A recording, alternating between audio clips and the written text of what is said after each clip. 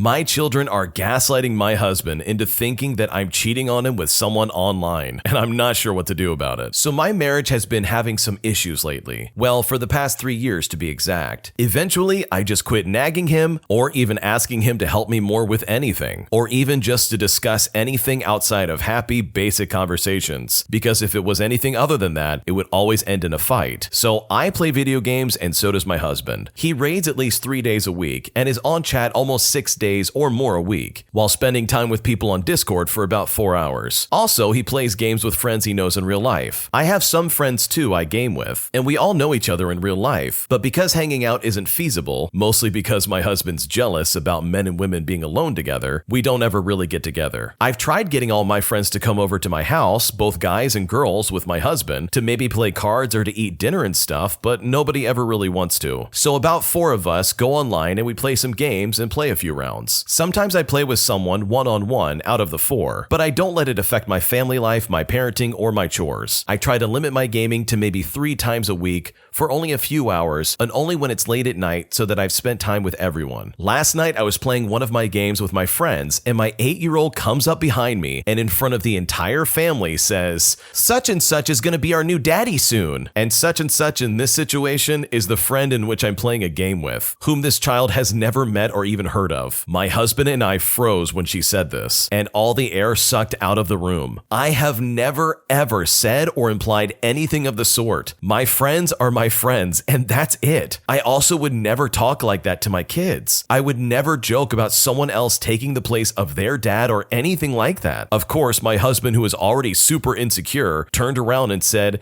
"Yes, child, tell me how you know this." I guess he was trying to inquire and figure out what was going on. And my daughter just said, "Nah, I don't know, I just said words." She's done this before, telling the family I was going to meet some man from school down the road and that it was a secret. We were all like, what are you talking about? And then she admitted she meant her sister was meeting a boy from school, which my husband and I already knew about. Why is my child doing this? My husband, of course, can't play it off as a joke, and so the passive-aggressive remarks started that day. So I was in the shower and he came in and said, "Getting all pretty for the kid's new daddy?" I looked at him and said, "Yep." I personally just said yes to that comment so that I could agree that what he was saying did indeed sound ridiculous. We went to bed and he asked me again, "So, are you telling the kids that your guy friend might be their new dad one day?" I told him absolutely not, but my husband is still convinced that she had to have heard it from somewhere. And honestly, I have no idea how or why she'd even say that. I have plenty of friends, guys and girls. I go and hang out with my girlfriend too solo, to which the family jokes, "I'm taking her on a date, let's go." And it's never really an issue or anything that they take seriously. So anyways, after I told him no, he then proceeds to say, "Well, it's okay. Our oldest daughter said if you ever did divorce me, that she'll act up really badly so no boyfriend would ever want me." And he said this in a mean, vindictive, and a sarcastic tone. There's a lot more passive-aggressive stuff than just this, but I think he's filling the kids' heads with ideas about this stuff. No one bats an eye when he talks about a girl from work or the millions of people he plays with on Discord. And by the way, some of those are girls, and yes, some of those are guys though. This is just a really sticky situation and I don't know what to do about it. First off, I think it's really ridiculous how your husband is being so overdramatic over this. Like, obviously it's proven that this kid is just gonna lie and say whatever comes to their head. Like, you have even described a specific situation where your daughter has made something up specifically about you, only to then find out that it's actually about her sister. So like, I don't understand why this husband is taking what their kid said with such truth behind it, because clearly this kid is just lying and saying stuff just for the heck of it. So even with that in mind, I can confidently say that the husband is the problem in this situation. The way he's acting and the way he's talking about you to your kids as well is really not okay. The original poster goes on to say how there's been a lot more comments like this lately, and she's convinced that it's her mother-in-law as well as her husband that's giving her kids these ideas, that she, for whatever reason, wants to get a divorce from her husband, which is honestly just ridiculous. In my opinion, if you weaponize your kids against your spouse, you are a terrible person, because filling their heads with ideas like this is not fair, and you're only harming them as well as your spouse. I think the way your husband is acting is absolutely awful, and it's not your fault. He is clearly super insecure, and he's not only being toxic, but he's throwing away probably the one good thing in his life, which is you, by the way. Overall, this is a really messy situation, and if you want to try to make this work, Therapy is definitely going to be needed because it's going to be hard to live your life if your husband thinks at every drop of a hat that you're trying to cheat on him, even though you've shown repeatedly that that's not what you're trying to do. A creepy doctor at the hospital is making me incredibly uncomfortable, and I'm too scared to report it. My mom just got heart surgery. She has been sick for a long time, and I'm no stranger to spending a lot of time at hospitals. She's currently in post-surgery ICU. My grandma stays here during the day, and I spend the night at the hospital. My grandma and my aunt mention a doctor they befriended who has been giving them more info about my mom and stuff. Anyway, I met him today and he took me in to see my mom from a distance. The second we got out of sight of my family members, he took my hand. He did not ask for permission and he's a stranger to me. I do not know this man. He starts asking me personal questions, offers favors, etc. At one point, he took me to a private room, hugged me without asking, pressured me to give him private information about my life, even though he already knew some stuff because my aunt and my grandma told him. I didn't know what to do, so I just talked, and he just kept hugging me and kissed my cheek. I was very clearly unbelievably uncomfortable. When my aunt and my grandma left and my dad went to get me dinner, I decided to tell this doctor that I was a bit uncomfortable and that I'm not very keen on physical touch, which is true. He got very mad that I implied he might have ulterior motives, with his face getting a very disgusted expression, saying that he didn't like me that way and that he was just trying to be nice. I got nervous and I just apologized a lot. He then insisted to take me to McDonald's, and I didn't know what to do, so I just said yes. On the way there, he kept talking about us becoming friends and how he's going to take me places and go visit me to my house. I just went along with it because I didn't want to fight. He even offered me staying at a couch instead of an uncomfortable chair in front of the ICU, and I said yes. He took me there and kept hugging me and stuff. When he left, I left too because I didn't feel safe. I'm back at the waiting room and I'm freaking out a little bit. I talked to my aunt and she agreed he was too friendly, told me to call her at any hour in case something happens, and to not go anywhere private with him. I'm so tired. I think he's targeting me because it's very clear I'm in a very vulnerable position. I have to stay here for 2 more nights, and I don't know what to do. I'm not from the US, I'm from a very conservative country in the Caribbean, and I don't know if I can report this, or if it's safe to do so. He's my mom's doctor. I don't want to get on his bad side. What if I say something and someone else tells him and he goes off on me, or even my mom? He's extremely pushy and I don't think I can avoid him. I just want to go back home. I'm tired and very sleep deprived. What should I do? You need to learn how to say no. The way he's advancing on you and making comments